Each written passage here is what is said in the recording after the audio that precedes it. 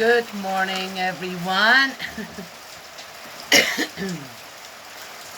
I just had an interesting experience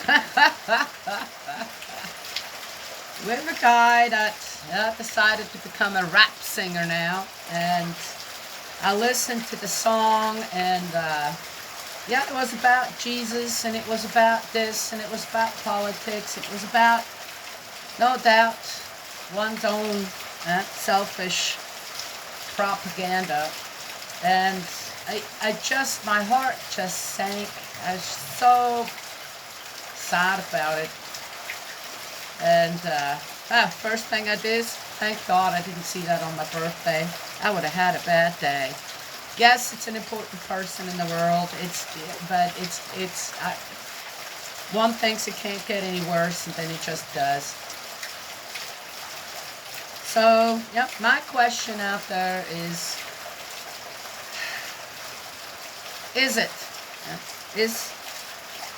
our Father in heaven, our Heavenly Parent, God, the Creator, really in favor of songs that rile you up in a way that then you want to go out there and give everybody their just desserts, right? Yes? Is that it? That's not restoration to me. That's just execute.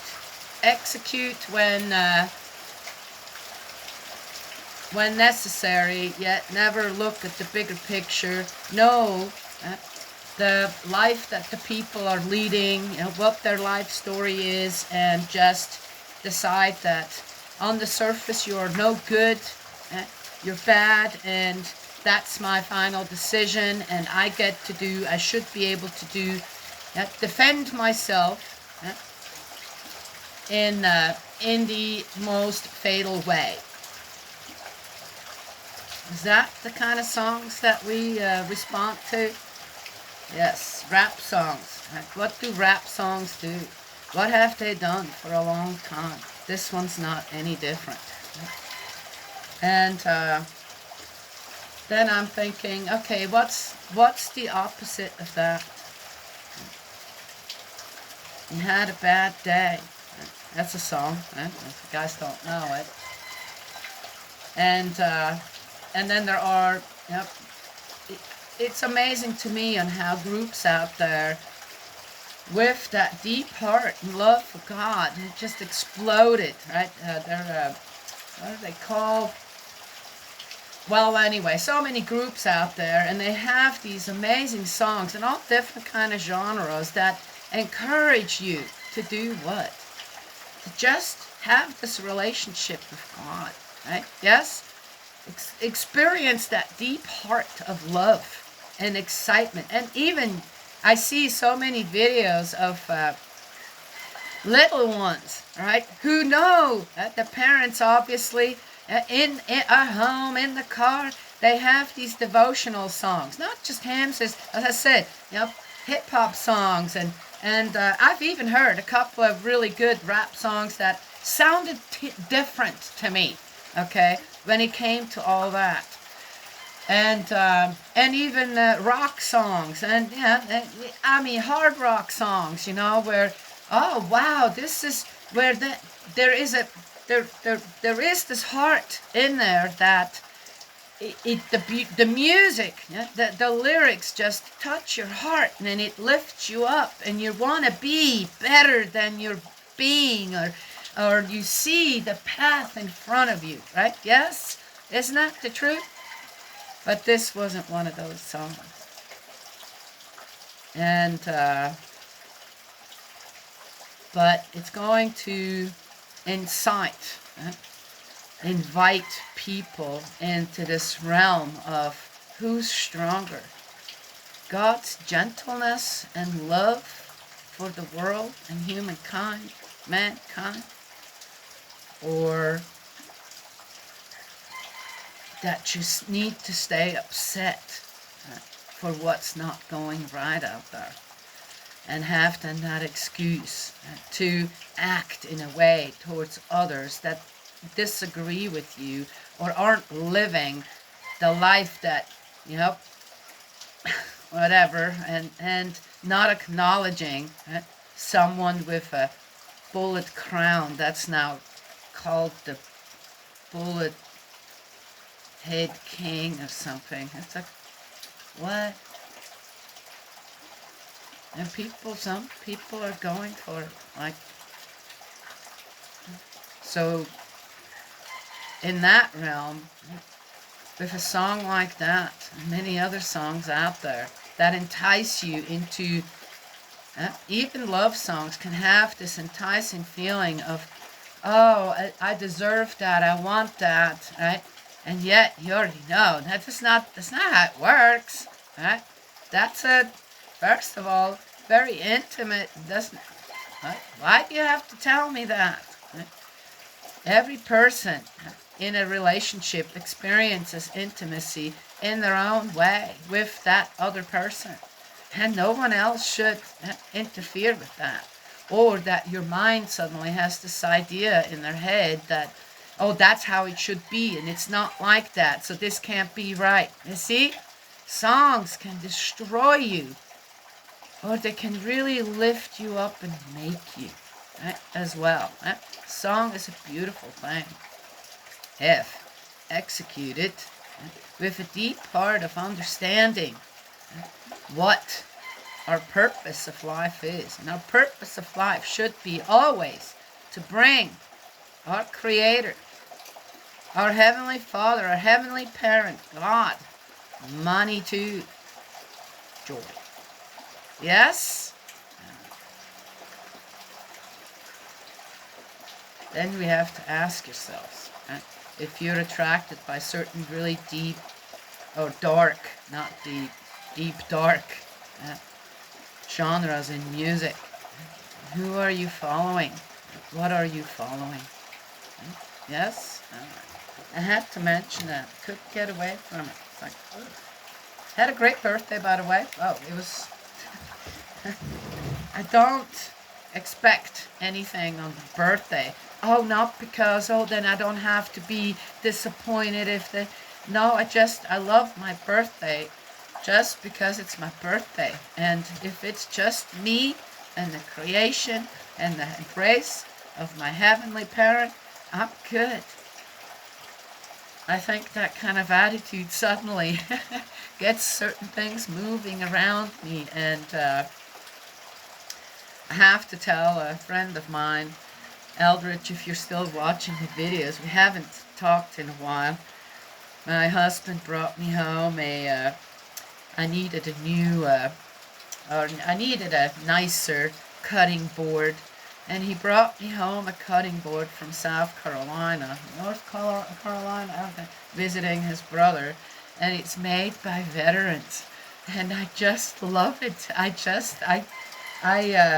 The cutting board when I first presented this was just, wow. Oh, we had just this conversation too. I said, how do I get that? You know, the one that I have, that I use all the time, had just the right size. I have bigger ones. I don't use that often.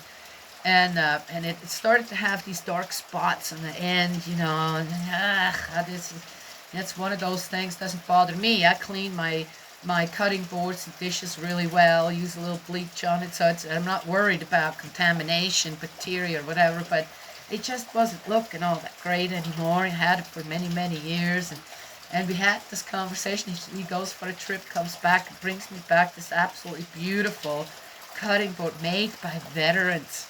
And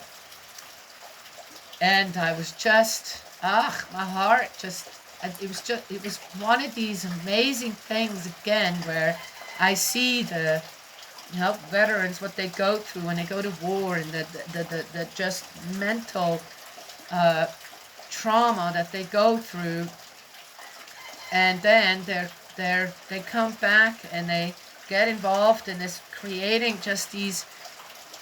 Okay, it's a cutting board, but what is a cutting board, right? So many women and men and children, you use a cutting board to make good food, this, that. Such a way to, in a way, restore some things and to give back. Yes, of course, one pays money for it, but that shouldn't just be the only thing, right, to acknowledge in something like that. So I have to say that was probably of all the presents, though they were everything was really nice. That was my heart. Just again, it's just yes, okay, all right. My husband knows me so well. Okay, guys, we are in the book of Exodus.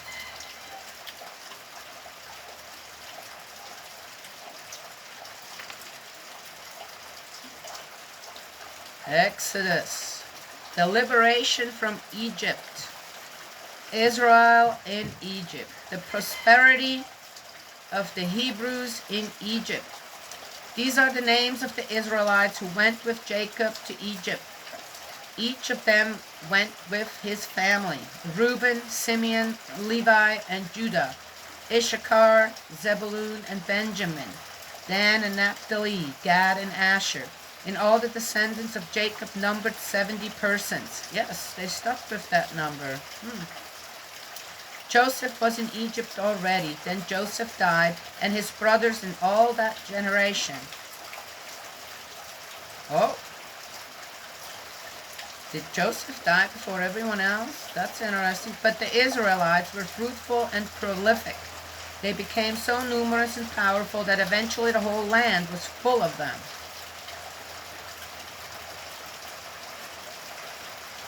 Ooh, okay. The Hebrews oppressed. Then there came to power in Egypt a new king who had never heard of Joseph. Look, he said to his people, the Israelites are now more numerous and stronger than we are. We must take precautions to stop them from increasing any further. Or if war should break out, they might join the ranks of our enemies. They might take arms against us and then escape from the country.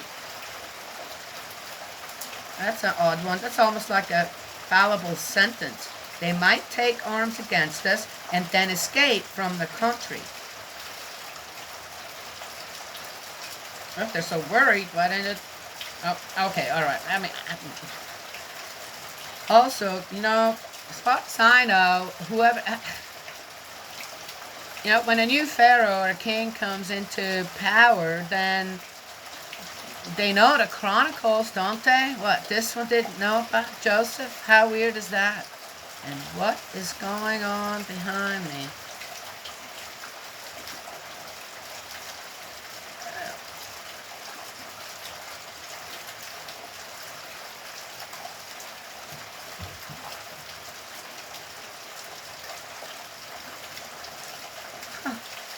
Well, hello. Wonder who you are. You're not just one. There's a whole...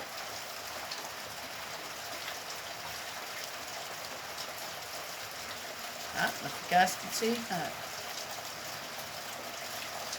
Interesting. Well, as long as you're here with good intentions and you want to just listen and give me some guidance, if you've been there, then that's fine. Otherwise, better leave the porch. I don't have time for this right now.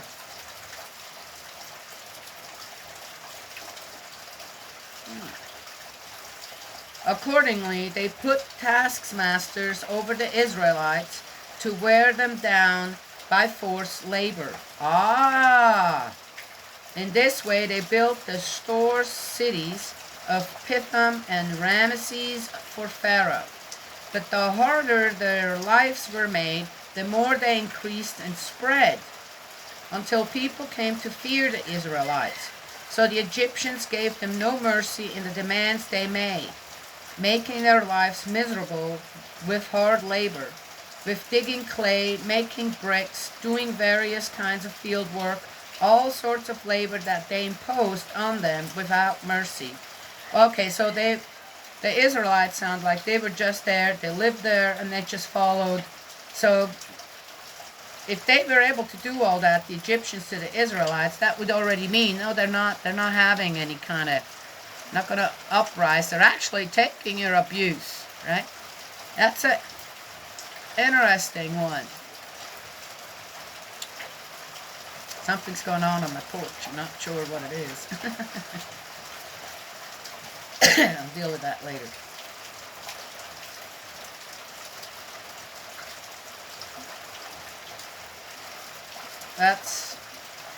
And after Joseph, I guess Joseph didn't,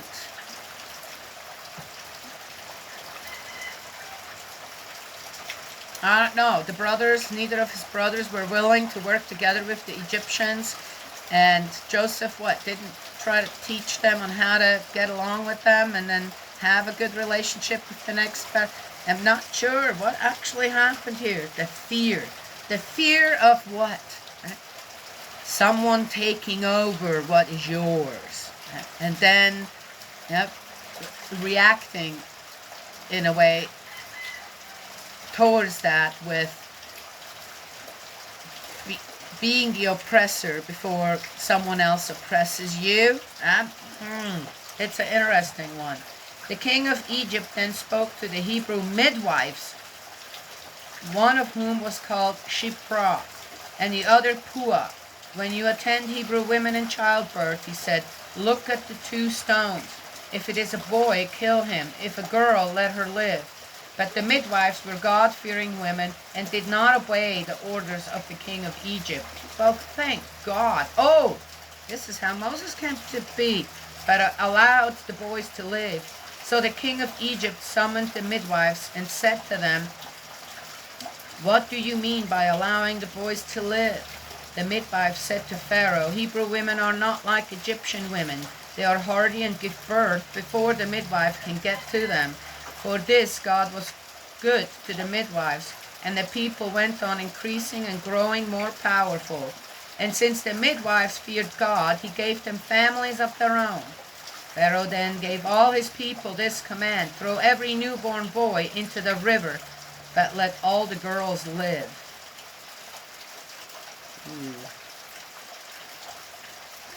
I think I know who I got here with me. Wow, this is like...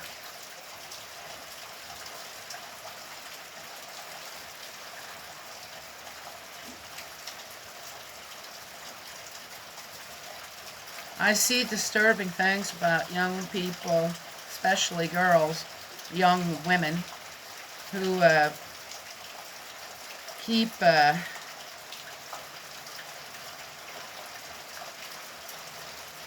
having these arguments about on how they need abortion. Interesting on how here's a man who's fears for too much power in another people and decides that the best way to curb that is to kill all the newborn boys, right? And this oppression, or this absolute sin towards newborns,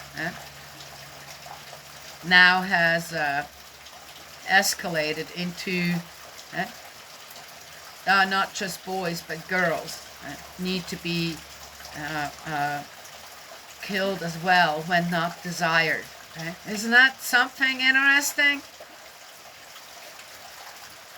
You know, any sin we excuse out there with something where, well, but that was like, thou shalt not kill. Well, it's thou shalt not murder, not kill.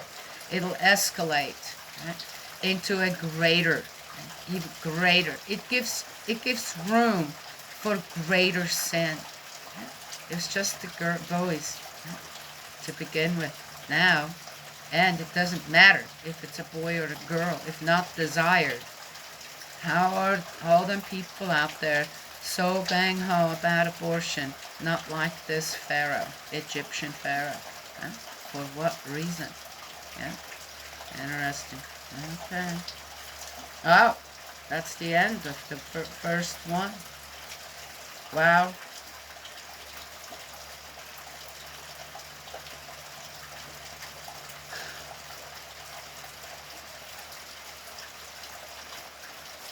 Very sad. Ugh. Wow, this was a sad beginning in Exodus, right? The rap song thing kind of story goes right along with it, too. Again, it's amazing on how I wanted to start this out with something different, and I kept procrastinating starting it. I came across this other thing, this rap song of this guy that should be supporting his mom all around the world right now.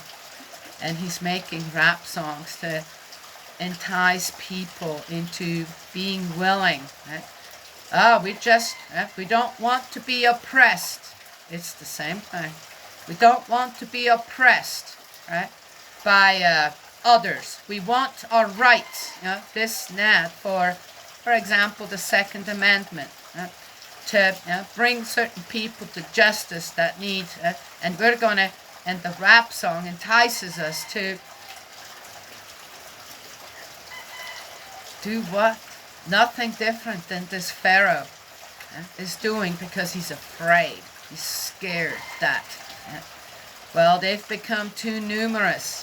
We got to dam them in somehow. What's the solution? What did he come up with? Yes, and the women. If you're a midwife, you're being told, hey, after a baby's born, you need to kill it. If it's a boy, it's that. What? Yeah. So they found a way around it, saying, well, they're strong women, and then we don't get there. Yeah.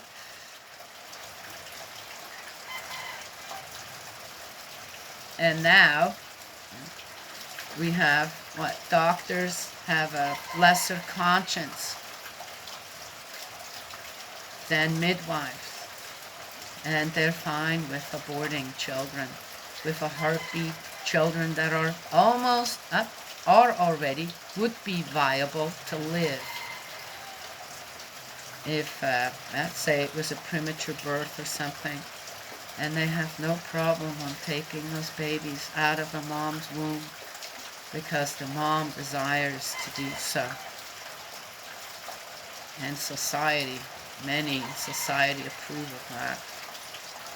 That's an interesting one right there. Number one, the first one in Exodus.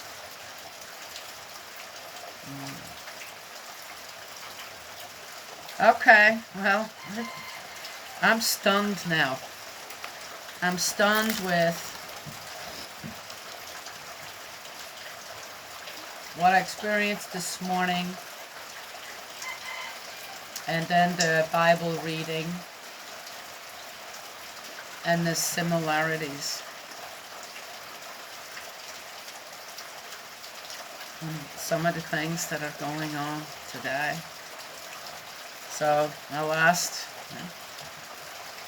giving here is keep cultivating that deep love towards our Heavenly Parent, and learn to experience that deep love for you to be the best you can be all day, every day, and to know the difference on what is right and what is wrong. Yes? What truly touches your heart and wants you to be, what's going on again, a better human being. Every day, just a little bit. I hurt my knee not quite some time ago, and I just came on. Oh, it was so painful. I could hardly walk on it. How do you scoot to the bathroom? Kind of thing. And it was like, is this going to get better? Until I suddenly realized that every day, it's like 0.001%. It got just a tiny bit better every day. A tiny bit. As long as I kept being vigilant about not re-injuring, not overdoing, yes? Every day, until I could walk again, right, properly. Now I still have to. Still have to be really careful. But I can walk I every day, just a tiny bit. Now I'm a certain percentage where it's all right. It's all right. Yes. Well, anyway, oh wow, I'm just, the lessons one has to give. If one listens to the plea of Spirit World, this is what. Ah, I guess I've done what I needed to do because it's cleared up behind me. Oh, you guys are so cool. God's love and blessings always, and may He protect you. Please make good choices. Yes, and I will talk to y'all another time.